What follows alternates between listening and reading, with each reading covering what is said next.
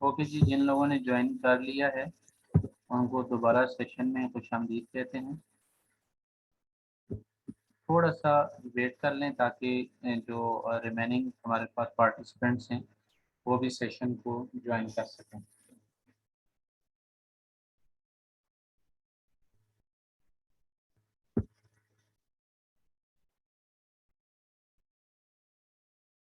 अच्छा जी, जिन लोगों ने ज्वाइन कर लिया है उन लोगों से गुजारिश है, काइंडली आप जो यहाँ पे स्क्रीन के ऊपर आपको एक कंपैरेटिव एनालिसिस नज़र आ रहा है जनरल फिलॉसफीज़ का, जिसमें आपके पास आइडियलिज्म है, नेचुरलिज्म है, प्रैग्मेटिज्म है और रियलिज्म है।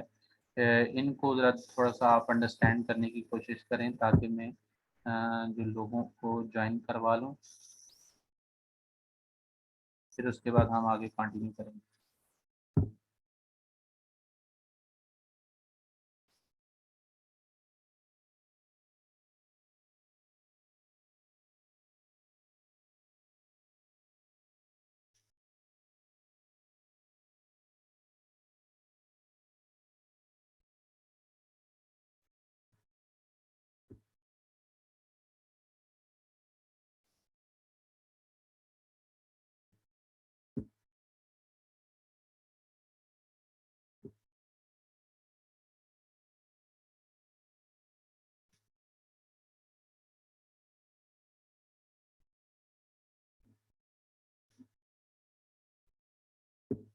अच्छा जी, तो आप बात करते हैं ज़रा फंडामेंटल प्रिंसिपल्स की। तो हमारे पास जो फंडामेंटल प्रिंसिपल्स हैं अ, उनको देखें। सबसे पहले जो आइडियलिज़्म है, आइडियलिज़्म का जो स्कूल ऑफ थॉट है उसका जो फोकस है वो गॉड के ऊपर है, यानी खुद खुदा क्या है। और यानी जिस तरह हम ज़ात परवरदिगार के हवाले से बात करते हैं कि तो जो आइडियलिज्म का जो स्कूल ऑफ थॉट है अल्टीमेटली ये इसके अंदर एक स्पिरिचुअल इसकी जो है वो एक नेचर पाई जाती है। और खुद जो स्पिरिचुअलिज्म है या हमारे पास जो स्पिरिचुअलिटी है इसकी जो एग्जिस्टेंस है उसको ये वाला स्कूल ऑफ थॉट जो है वो एक्सेप्ट करता है। और इसी तरह ये वाला स्कूल ऑफ थॉट ये कहता है जो वैल्यूज़ हैं वो डिटरमिन्ड हैं, यानी हमने खुद जो है वो इनको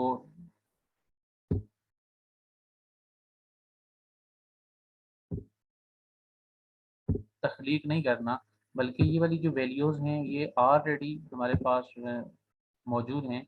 जस्ट हमने इनके ऊपर जो है वो इन वैल्यूज़ के ऊपर हमने कारबंद रहना है। यानी स्पिरिचुअलिटी एंड सुप्रीम जो आपके पास नेचर है रियलिटी की इस यूनिवर्स के अंदर, और अल्टीमेटली जो आपके पास सुप्रीम रियलिटी है वो खुद आपके पास जो गॉड है उसको ये अल्टीमेट रियलिटी कहते हैं। और इसी तरह ये स्पिरिचुअलिज्म वगैरह जिसको आप रूहानियात कह सकते हैं उसके ऊपर इसका मेन एम्फसिस है। जबकि नेचुरलिज्म जो है वो उस तरह गॉड के ऊपर जो है वो बिलीव नहीं करते। ये नेचर ही को सारी की सारी जो इनकी तवज्जो का महवर मरकज़ है वो नेचर है। ये नेचर से हट के किसी चीज़ को अहमियत नहीं देते।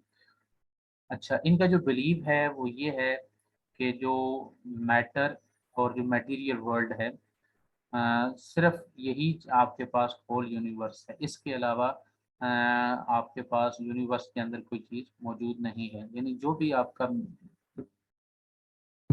मैटर है या मटेरियल्स जो हैं वो इस यूनिवर्स के अंदर बस सिर्फ यही चीज़ें मौजूद हैं। यानी फिज़िकल एंड नेचर जो आपके पास प्रिंसिपल्स हैं उन्हीं की जो नेचर है वो यूनिवर्सल है। इसके अलावा यानी जैसे मैंने पहले कहा था कि हर चीज़ जो नेचर से आई है वो उसने वापस नेचर ही में जाना है। और इसके अलावा इससे हट के इस यूनिवर्स के अंदर कोई चीज़ मौजूद नहीं है। तो ये जो स्कूल ऑफ थॉट है ये नेचुरलिज्म कहलाता है, जिसका जो मेन फोकस है वो नेचर के ऊपर है। इसके बाद हमारे पास प्रैग्मेटिज्म है। प्रैग्मेटिज्म अल्टीमेटली ये भी उस तरह एब्सोल्यूटनेस की इनकी भी बात नहीं करते ये, यानी ये कहते हैं कि जो आपके पास रियलिटी है वो चेंज होती है, और ये जो पावर ऑफ मैन है वो सबसे अहमियत की हामिल है, यानी जो इंसान है उसके पास अख्तियार है कि वो अ, किसी चीज़ को बना भी सकता है और किसी चीज़ को ख़त्म भी कर सकता है। इसी तरह जो स्पिरिचुअलिटी है वो ये कहते हैं कि यूनिवर्स के अंदर इनकी कोई खास जो है वो वर्थ नहीं है, they change according to change in time, और ये स्पिरिचुअलिटी जो है वो चेंज होती रहती है। जिस तरह आइडियलिज्म जो है वो इनके ऊपर इसका मेन फोकस है। आइडियलिज्म के नज़दीक जो हमने अभी डिस्कस किया कि जो स्पिरिचुअलिटी है वो एब्सोल्यूट नेचर की है, जबकि आप जो प्रैग्मेटिज्म स्कूल ऑफ थॉट है वो ये कहता है कि ऐसा नहीं है। जो स्पिरिचुअलिटी है उसकी नेचर वेरी करती है, यानी उसकी नेचर तब्दील हो सकती है। इसी तरह the values are not predetermined, यानी जो हमारे वैल्यूज होती हैं इखलाकी इक़दार, या जिसको हम आप कह सकते हैं कि इखलाकी इक़दार वो भी हैं और जिनके ऊपर पूरा माशरा जो है वो चलता है, वो एथिक्स हैं। ये प्री डिटरमिन्ड नहीं है, बल्कि खुद इंसान अपने हिसाब से इनको बनाता है, और जो ही इनकी ज़रूरत ख़त्म हो जाए तो ये इंसान जो है वो इनको छोड़ के नई वैल्यूज़ को जो है वो तख्लीक करता है, फिर उनके ऊपर कारबंद रहता है, और जो ही वो वाली चीज़ उसकी वैल्यू या उसकी वर्थ जब ख़त्म हो जाए तो फिर ये सिलसिला आगे चला जाता है। तो इस तरह ये वाला जो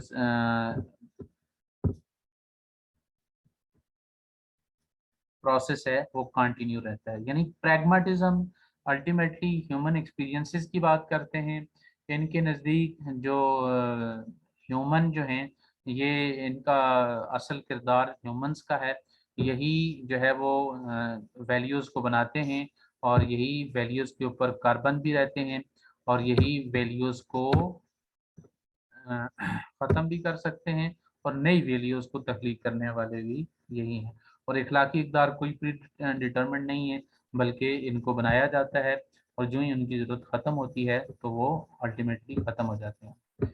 इसी तरह रियलिज़म का जो स्कूल ऑफ थॉट है उनके नज़दीक जो इंडिविजुअल है वो उसकी जो खुद इनफरादी हैसियत है उसको भी, और उसकी जो सोशल, यानी ये दोनों चीज़ों दोनों पर्सपेक्टिव को साथ लेकर चलते हैं। यानी ये इनफरादियत की बात भी कर रहे हैं, इज्तिमाइयत की बात भी कर रहे हैं।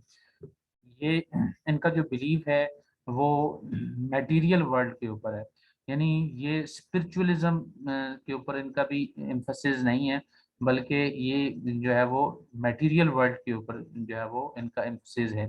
यानी क्या मतलब कि जो हमारे इस हमारी इस यूनिवर्स के अंदर जो काज एंड इफेक्ट रिलेशनशिप है उसके ऊपर बात करते हैं कि हर चीज़, अगर कोई चीज़ हमारे यहाँ हमारे यूनिवर्स के अंदर मौजूद है, ये किसी ना किसी वजह से मौजूद है। इसकी यहाँ पे मौजूद होने की ये दलील है कि इससे पहले कोई चीज़ मौजूद थी, तब जाकर ये चीज़ जो है वो उस तरह यहाँ पर कायनात के अंदर आई है।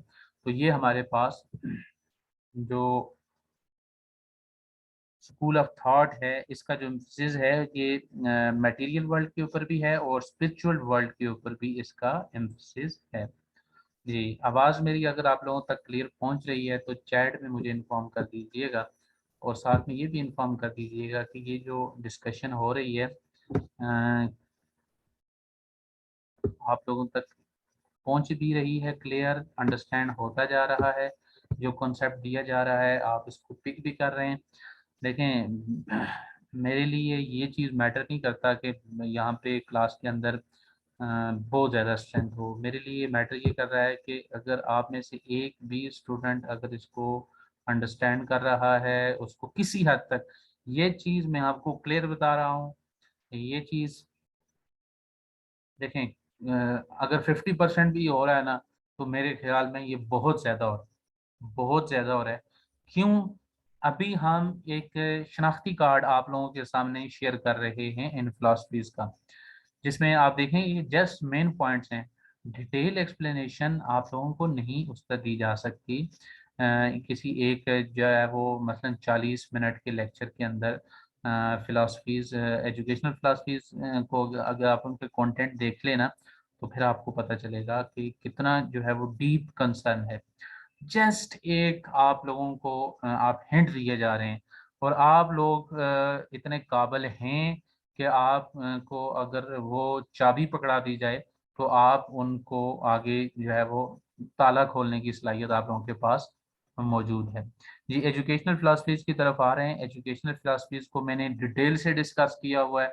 मैं यहाँ पे इतना एजुकेशनल फिलासफीज को डिस्कस नहीं करूँगा क्योंकि हमारे पास इतना टाइम नहीं है। जब मैं वहाँ पे पहुँचूंगा तो आपको एक उस वाले से मज़ीद इंफॉर्मेशन भी दूंगा, बुक्स के हवाले से भी बात करेंगे। जी बहुत शुक्रिया, आगे चलते हैं। जी बहुत शुक्रिया जी, अगर आप लोगों को क्लियर हो रहा है तो बहुत अच्छी बात है। बस इसी तरह साथ जुड़े रहिएगा, आगे हम कंटिन्यू कर रहे हैं। तो बात ये कर रहे थे हम रियलिज्म की, कि रियलिज्म स्कूल ऑफ थॉट जो है वो रियलिस्टिक नेचर का है। क्या मतलब? ये मटेरियल वर्ल्ड के ऊपर भी इसका बिलीव है, और जो आपके पास ये स्पिरिचुअलिज्म को टोटली डिनाई नहीं करते। इसी तरह कॉज एंड इफेक्ट रिलेशनशिप के ऊपर जो है वो बिलीव करते हैं कि इस यानी आपकी यूनिवर्स के अंदर कोई भी चीज जो मौजूद है वो किसी न किसी काज की वजह से है, तब वो चीज मौजूद है।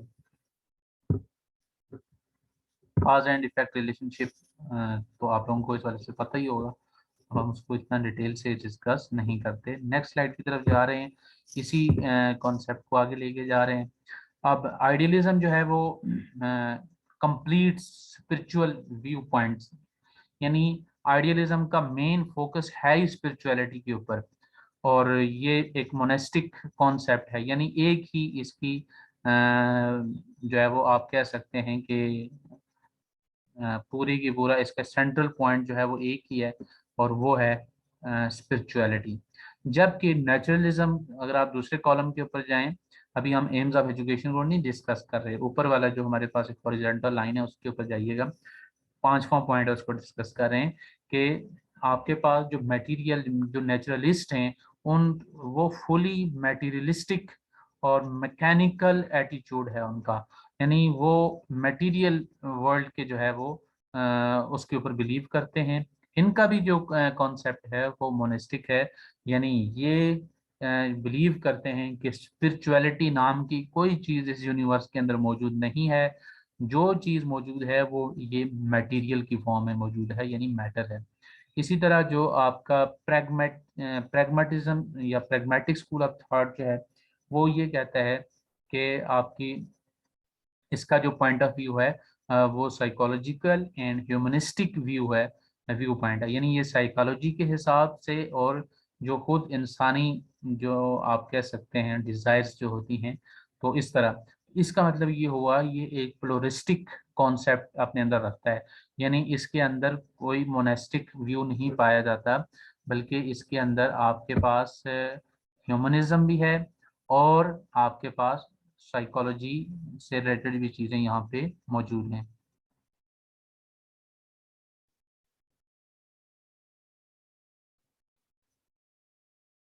जी आवाज़ में थोड़ी सी डिस्टॉर्शन आएगी, लेकिन होप्स हो कि थोड़ी देर के बाद वो क्लियर हो जाएगी। अल्टीमेटली हमारे साथ ये वाला मसला चल रहा है कि नेट की फैसिलिटी इतनी अच्छी नहीं है।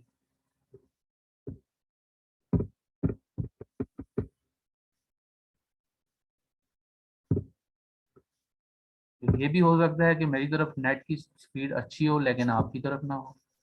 इस पॉइंट ऑफ व्यू से भी देखा जाना चाहिए।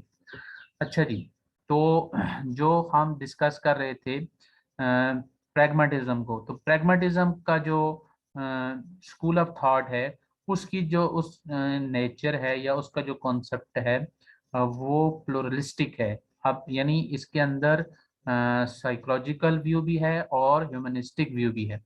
नेक्स्ट जो आपके पास फिलोसफी थी जिसको हमने रियलिज्म का नाम दिया था, ये फुली साइंटिफिक एटीट्यूड के ऊपर बेस करती है। अब साइंटिफिक जो चीज़ है अल्टीमेटली वो रियलिटी के ऊपर भी, यानी जो मटेरियल वर्ल्ड है उसके ऊपर भी जो है वो बेस करती है। और उसके अलावा आपके पास जो स्पिरिचुअलिटी है उसको भी ये डिनाई नहीं करती, रियलिज्म टोटली डिनाई नहीं करती। तो इसका मतलब ये हुआ इसकी जो नेचर है वो प्लुरलिस्टिक है। नेक्स्ट, अगर आप एम्स ऑफ एजुकेशन की बात करें तो एम्स ऑफ एजुकेशन में अगर आप देखें तो आइडियलिज्म में सेल्फ रियलाइजेशन है, खुद, यानी जिसको आप खुद ही कह सकते हैं, खुद अपने आप को अंडरस्टैंड करना, एक्सप्लोर करना। स्पिरिचुअल डेवलपमेंट, अपनी एक स्पिरिचुअल डेवलपमेंट करना। और इसी तरह realisation of truth, beauty and goodness, जो भी आप यूनिवर्स के अंदर ट्रुथ देख रहे हैं, ब्यूटी है और अच्छाइयाँ जो आपको नज़र आ रही हैं, ये जो basically idealism school of thought जो है वो इन चीज़ों के ऊपर बेस करता है। यानी एम ऑफ एजुकेशन इनका यही है कि हमने ये वाले जो कॉन्सेप्ट्स हैं वो बच्चों तक पहुंचाने हैं, बच्चे को स्पिरिचुअल जो है वो उस तक वैल्यूज हमने ट्रांसफर करनी है। और उसको हमने स्पिरिचुअल जो है वो मेन के तौर पे सोसाइटी के अंदर लेके आना है। होली लाइफ।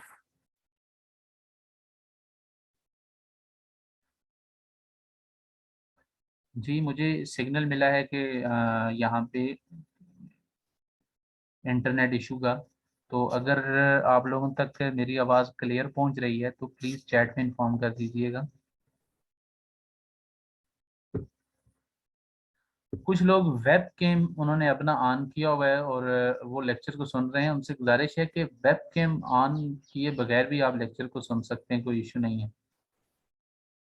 आप स्क्रीन के ऊपर तवज्जो देंगे, अपना वेब कैम ऑफ कर दें और इससे आपको भी डिस्टॉर्शन फील होगी और अल्टीमेटली जो यहाँ से हमें भी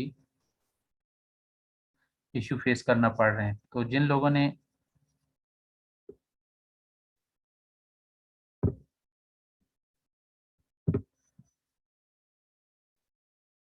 अच्छा जी, तो हम बात कर रहे थे कि हमारे पास जो आइडियलिज्म स्कूल ऑफ थॉट है ये होली लाइफ की प्रिपरेशन के ऊपर इनका एम्फसिस है। और इसी तरह इंटेलिजेंस एंड रैशनैलिटी, इसकी डेवलपमेंट के ऊपर, यानी जो एम्स ऑफ एजुकेशन हैं वो ये हैं कि ये इंटेलिजेंस को डेवलप करना चाहते हैं और रैशनैलिटी यानी रैशनल थिंकिंग को डेवलप करते हैं। तो ये हमारे पास आइडियलिज्म स्कूल ऑफ थॉट के ये एम्स हैं। जबकि इसी तरह अगर आप नेचुरलिज्म के जो एजुकेशन के एम्स को अगर आप देखें तो उसके अंदर जो ह्यूमंस हैं अल्टीमेटली उनको एक मशीन से जो है वो तशबीह दी गई है, to perfect the human machine, के इंसान को किसी तरह ठीक किया जाए। अब ठीक करने से मुराद ये है कि उसकी किरदार साजी की जाए, उसके जो प्रेजेंट और फ्यूचर की जो लाइफ है उसको हैप्पी बनाया जाए और उसको स्ट्रगल और एग्जिस्टेंस इस वाले से, preparation for the struggle of existence उसको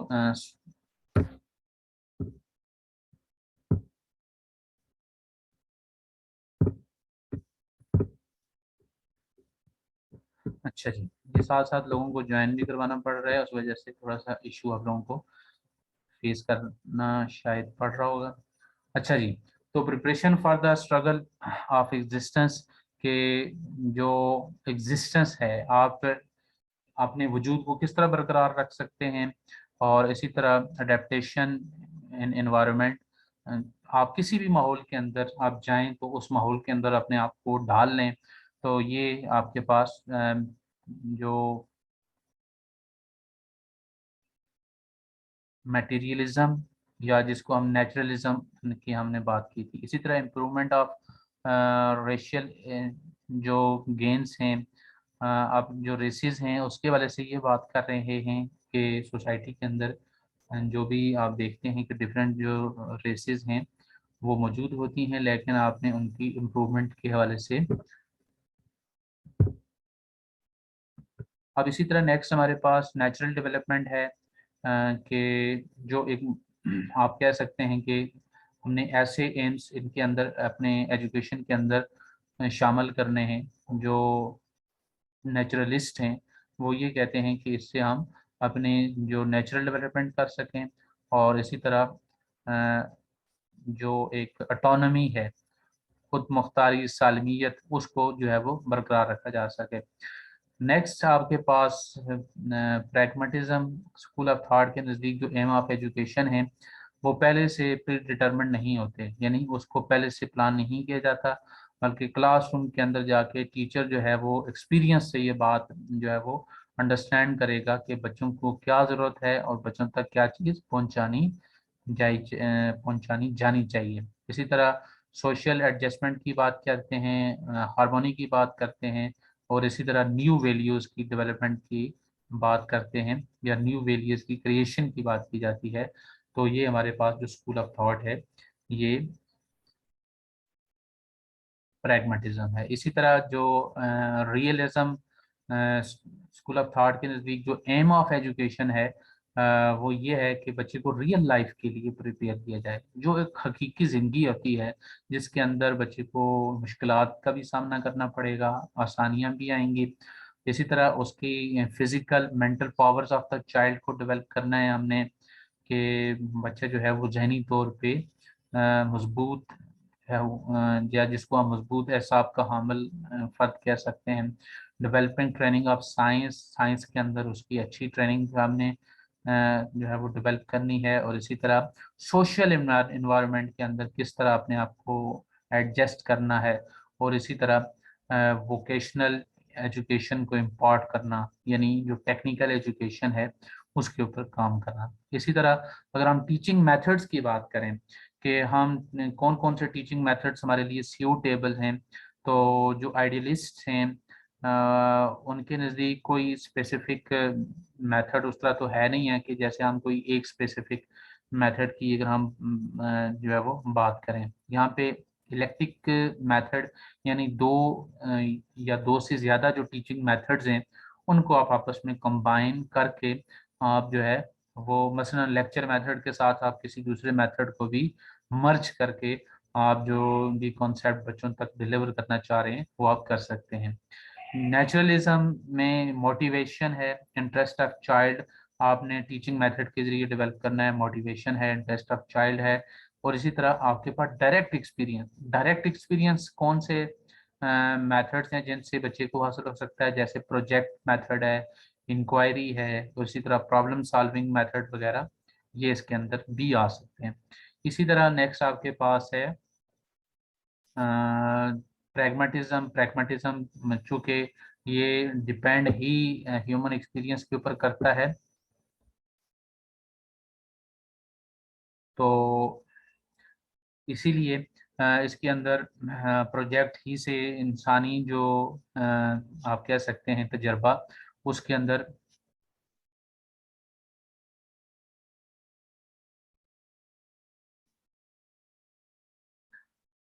जी, प्रॉब्लम सॉल्विंग मेथड है। प्रॉब्लम सॉल्विंग मेथड भी जैसे अभी हमने इसको देखा था पहले कि ये हमारे पास जो नेचुरलिज्म है उसके अंदर भी इसको अडॉप्ट किया जा सकता है, लेकिन जो हमारे पास प्रैग्मेटिक या प्रैग्मेटिज्म है स्कूल ऑफ थॉट वो इसको ज़्यादा रिकमेंड करता है, क्योंकि इसमें जो एक्सपीरियंसेस हैं वो डेवलप होते हैं। और इसी तरह नेक्स्ट हमारे पास जो आखिरी रियलिज्म था, ये specific to general inductive method जो है वो उसके ऊपर एम्फसिस करता है कि आप सबसे पहले जो आपके पास कह सकते हैं स्पेसिफिक जो अप्रोच है जिसको हम इंडक्टिव अप्रोच कहते हैं। इंडक्टिव क्या है कि आप पार्ट्स की स्टडी करके होल तक पहुंचें, यानी जिसको हम कह सकते हैं जुज की स्टडी करके आप कुल या नतीजा अखज कर लें कुल का, तो ये हमारे पास इंडक्टिव अप्रोच कहलाती है। तो ये हमारे पास एक जनरल फिलासफीज का एक स्केच था जिसको आप लोगों के साथ शेयर किया है। अब आप लोगों की तरफ से फीडबैक चाहिए बहुत मुख्तसर टाइम के अंदर, फिर हम प्योर एजुकेशनल फिलॉसफीज की तरफ बढ़ेंगे और उनके हवाले से कुछ इम्पोर्टेंट इंफॉर्मेशन आप लोगों तक पहुंचाएंगे। जी, आप लोगों की फीडबैक का इंतज़ार है। मेथड ऑफ टीचिंग, जी मेथड ऑफ टीचिंग पूछे जाते हैं। एविएट्स भी देखिए ना, टीचिंग मेथड्स अगर आपको बता दिए गए हैं तो थोड़ा सा आप डिटेल से खुद बैठेंगे तो आप एविएट्स को भी देख लेंगे कि क्या क्या एविएट्स यूज़ किए जा सकते हैं।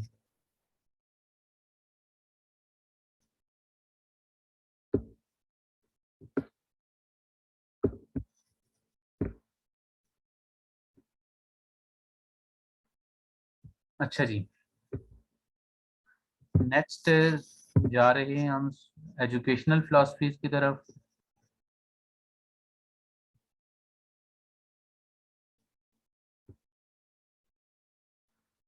अब प्योर एजुकेशनल फिलॉसफीज की तरफ हम आ रहे हैं कि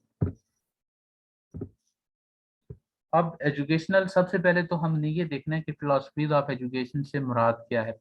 इससे मुराद ये है कि हम जो एक बिलीफ हमारा है रिलेटेड टू एजुकेशन कि किस तरह ये हमारी एक्टिविटीज़ को इन्फ्लुएंस करती है, क्लासरूम के अंदर हम कैसे जो है वो बच्चों को पढ़ाते हैं, कैसे हम क्लासरूम को मैनेज करते हैं, कैसे हम स्टूडेंट के साथ इंटरेक्ट करते हैं, पेरेंट्स के साथ किस तरह इंटरेक्ट करते हैं, और इस तरह ओवरऑल जो हमारा एक इन्वायरमेंट होता है एजुकेशन का, उसको हम कैसे डेवलप करते हैं या उसको किस तरह से अच्छा होना चाहिए। तो इसको कहा जाता है कि ये हमारे पास ओवरऑल जो एक फिलॉसफी ऑफ एजुकेशन है, यानी जिसका ताल्लक टीचर के साथ भी है, बच्चे के साथ भी है, पेरेंट्स के साथ भी है और ओवरऑल स्कूल इन्वायरमेंट के साथ है। तो ये हमारे पास ओवरऑल जो फिलॉसफी ऑफ एजुकेशन है उसके साथ रिलेट कर रहा है।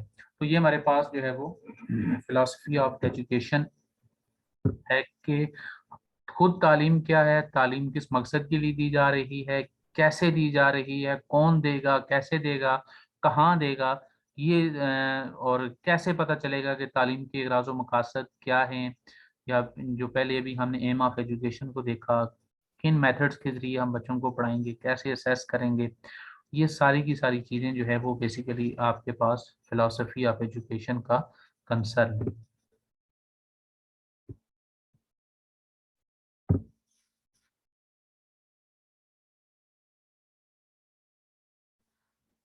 अच्छा जी,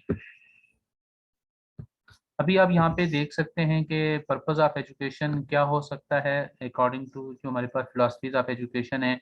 इससे हम नॉलेज जो है वो बच्चों को प्रोवाइड करते हैं, कल्चर की ट्रांसमिशन होती है, बच्चे जो हैं वो सोसाइटी के अंदर उनकी अडेप्टेबिलिटी है। इसी तरह रिलीजियस एजुकेशन हम बच्चों तक पहुँचा सकते हैं, और इसी तरह हैंड्स ऑन एक्सपीरियंस जो है वो बच्चे हासिल करते हैं, और इसी तरह उनको हम लर्नर सेंटर्ड एजुकेशन जो है वो प्रोवाइड करते हैं। अब एजुकेशन के भी मुख्तलिफ जो एजुकेशन प्योर एजुकेशनल फिलासफीज के भी स्कूल ऑफ थॉट हैं। अगर आप इसमें इस स्लाइड के अंदर देखें तो यहाँ पे सबसे पहले पेरेनियलिज्म है, उसके बाद एसेंशियलिज्म है, प्रोग्रेसिविज्म है, और इसी तरह आपके पास एग्जिस्टेंशियलिज्म। तो ओवरऑल जनरल फिलासफीज के अंदर हमने इसको डिस्कस कर दिया है, और रिकंस्ट्रक्शनिज्म है। ये हमारे पास जनरल जो सॉरी प्योर एजुकेशनल फिलासफीज हैं, पेरेनियलिज्म, एसेंशियलिज्म, और इसी तरह नेक्स्ट आपके पास प्रोग्रेसिविज्म और सोशल रिकंस्ट्रक्शनिज्म। अब हम जरा इनको देखते हैं कि ये क्या है। सबसे पहले अगर हम बात करें पेरेनियलिज्म की, तो पेरेनियलिज्म की जो फिलॉसफी है आप इस हवाले से पहले भी जानते हैं, यानी ये वाली जो फिलॉसफी, इसका जो मेन फोकस है वो ये है कि बच्चों को वो तालीम दी जाए जिसकी नेचर जो है वो अबदी हो, यानी एटर्नल जो आपके पास वैल्यूज हैं वो बच्चों तक पहुंचाई जाएं, या ऐसा नॉलेज बच्चों तक पहुंचाया जाए जो ग्रेड बुक्स से हम तक पहुंचा हो। इसको और ज़्यादा सिंपल करके आप लोगों के सामने, यानी वो तालीमात बच्चों को तक पहुंचाई जाएं जो हम मुसलमानों के नुक्ते नज़र से देखें अगर, तो जो कुरान मजीद ने या जो हदीस की कुतब के अंदर हम तक पहुंची हैं, ग्रेड बुक्स से हमारे पास पहुंचा है जो इल्म, वो हम बच्चों को जो मुंतकिल करें, तो ये वाला जो स्कूल ऑफ थॉट है इसको हम पेरेनियलिज्म कहते हैं। ये सर कंजर्वेटिव। ये वाली स्लाइड शो नहीं हो रही। स्लाइड शो नहीं हो रही? सर ये प्रीवियस स्लाइड शो हो रही है, नेक्स्ट जो आप पढ़ा रहे हैं वो नहीं हो रही है, काइंडली उस पर क्लिक करें। ओके। शो हो गई है? यस सर अब ओके। ओके जी। तो प्रेनियलिज्म की अगर हम बात करें तो इसमें जो भी कॉन्सेप्ट आप बच्चे को पढ़ाते हैं तो वो हम ग्रेड बुक्स से हासिल करते हैं। अब ग्रेड बुक्स जो हैं वो क्या हैं, यानी वो किताबें होती हैं जिनकी जिनकी ऑथेंटिसिटी के ऊपर आप कोई सवाल नहीं उठा सकते। जैसे कुरान मजीद, खुदा न खास्ता ऐसा वो एक मुहावरा भी है कि नकल कुफर जो है वो कुफर जो है वो नहीं होता। कि अगर कोई ये कहे जी कुरान मजीद के अंदर ये जो चीज़ है मुझे इसके ऊपर थोड़ा सा शक है, तो अल्टीमेटली आप सारे ये कहेंगे कि ये दायरा इस्लाम से खारिज हो गया। इसी तरह यानी कुरान मजीद के अंदर जो भी आपके पास चीज़ें पहुंची हैं वो सारी की सारी, जी मैं भूल गया था अतीक साहब, नकल कुफर कुफर नवाशद, तो ये मुहावरा है, ये जुमला है जो भी है, तो इसको यहाँ पे तो पेरेनियलिज्म का जो स्कूल ऑफ थॉट है वो ये कहता है कि ग्रेड बुक से जो भी हम तक चीज़ें मालूमात पहुंची हैं, नॉलेज पहुंचा है, उसको हमने आगे बच्चों तक मुंतकिल करना है। तो यानी कि ट्रुथ की बात करते हैं, यानी जो भी हमारे पास रियलिटीज़ हैं उनकी नेचर जो है वो एब्सोल्यूट होगी, वो टाइमलेस होगी, यूनिवर्सल होंगी। और इसी तरह ये बच्चे की मॉरल पावर्स, उसकी जो रैशनल जो स्किल्स हैं, रीजनिंग स्किल्स हैं, उनको इन्हेंस करेंगी। और इसी तरह रियलिटी जो है वो वर्ल्ड ऑफ रीज़न है, यानी जो हकीकत है वही आपके पास जो भी हकायक हैं उन तक पहुंचने के लिए। काइंडली माइक म्यूट कर दीजिएगा अगर मुझे कोई एक्शन लेना पड़े।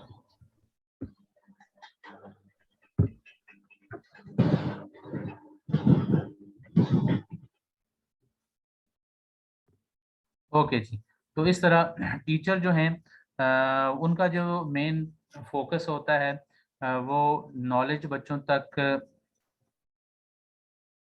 जो पहुंचाया जाता है, वो नॉलेज जो ग्रेड बुक से हासिल होता है वो बच्चों तक पहुंचाया जाता है। इसी तरह जो इसेंशियल करेक्टर है, एक ह्यूमन बीइंग का जो एक एसेंशियल करेक्टर होना चाहिए, उसको एसेंशियल करेक्टर जो एक इंसान का होना चाहिए उसकी डेवलपमेंट की यहाँ पे बात की जाती है।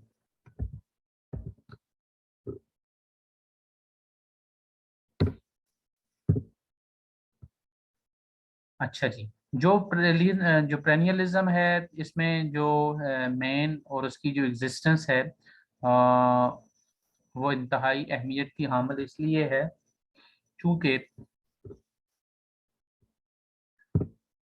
अगर इंसान नहीं होगा तो ये सारी की सारी चीज़ें, ये सारी की सारी जो कायनात, इसका कोई मकसद नहीं है। तो लिहाजा मेन और उसकी जो एग्जिस्टेंस है वो या वर्चुअली हो या किसी भी तरीके से हो। अ, तो आप यहाँ पे वो कह रहे हैं कि जो पेरेनियलिज्म का जो स्कूल ऑफ थॉट है वो ये अल्लाह के बंदो।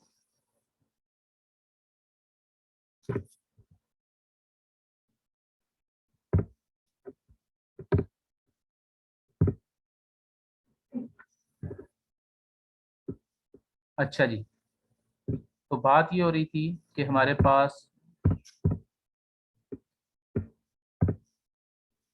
इनका जो मेन एम्फोसिस है वो नॉलेज के ऊपर है, इंफॉर्मेशन के ऊपर है, और किस तरह हम एक जनरेशन को उसकी आप कह सकते हैं कि डेवलपमेंट कर सकते हैं। अब यहाँ पे देखें कि जो ये वाला जो स्कूल ऑफ थॉट है, ये अल्टीमेटली चूँकि स्पिरिचुअलिटी की भी बात करता है, इसका जो मेन एम्फसिस है वो जो स्टूडेंट सेंटर्ड होने के बजाय टीचर सेंटर्ड की जो है वो ज़्यादा यहाँ पे बात की जा रही है। चूँकि टीचर ही जो है वो सारे का सारा जो है वो यहाँ पे डिसाइड करता है कि बच्चे तक कौन सी हमने इंफॉर्मेशन पहुँचानी है और कैसे पहुँचानी है। और स्टूडेंट का काम यह है कि जो उस तक ग्रेट आइडियाज से जो प्रिंसिपल पहुँचाए जा रहे हैं वो उनको हासिल करें और उनके ऊपर अमल करना शुरू कर दें। इसी तरह जो भी टेक्निकल एजुकेशन उन तक पहुँचाई जा रही है उसको भी वो सबसे पहले हासिल करें और उसको इस्तेमाल करना शुरू कर दें। तो ये हमारे पास प्लेनियरिज्म का स्कूल ऑफ थॉट जो है वो इसका एम्फसिस इस चीज़ के ऊपर है। यानी स्टूडेंट जो हैं वो यहाँ पे पैसिव हैं, जो टीचर है वो एक्टिव उसकी जो है वो नेचर है, यानी उसने ही क्लास के अंदर पार्टिसिपेट करना है और उसी ने क्लास के अंदर परफॉर्म करना है। अच्छा जी। तो इसी तरह आपके पास प्लेसेस जो आपके पास यानी जनरल एजुकेशन के अंदर अगर आप देखें तो इसकी एक जो है वो एक वर्थ है कि आप यहाँ पे देख सकते हैं कि हमारे पास जो स्कूल ऑफ ये जो स्कूल ऑफ थॉट है अच्छा यहाँ पे अभी एक मैसेज शो हो गया है कि हमारी टाइम जो है वो 1 मिनट रह गया है,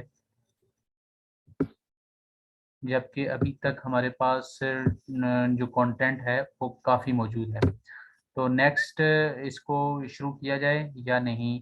चैट में मुझे इन्फॉर्म कीजिएगा कि न्यू मीटिंग स्टार्ट करने की ज़रूरत है या जो हो गया इसी के ऊपर इत्तेफाक किया जाए। अभी चूँकि हमने प्लेनियलिज्म के बाद जो अदर फिलॉसफीज़ उनको भी देखना था।